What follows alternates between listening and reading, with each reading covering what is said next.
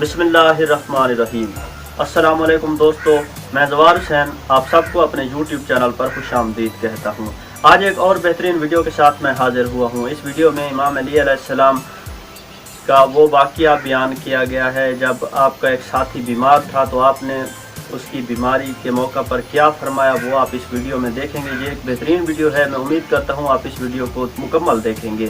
اور اگر آپ نے میرا چینل ابھی تک سبسکرائب نہیں کیا تو اس چینل کو سبسکرائب کر دیں تاکہ آپ تک آنے والے دنوں میں بہترین ویڈیوز مل سکے۔ تو آئیں دوستو، ویڈیو شروع کرتے ہیں۔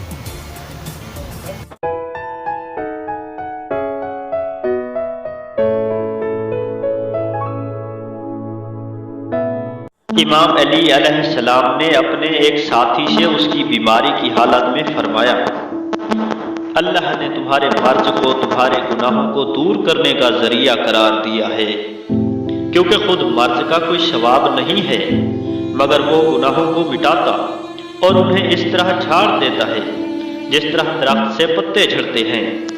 ہاں، ثواب اس میں ہوتا ہے کہ کچھ زبان سے کہا جائے اور کچھ ہاتھ پیروں سے کیا جائے، اور خداوند عالم اپنے بندوں میں سے نیک نیتی اور پاک دامنی کی وجہ سے جسے چاہتا ہے جنت میں داخل کرتا ہے۔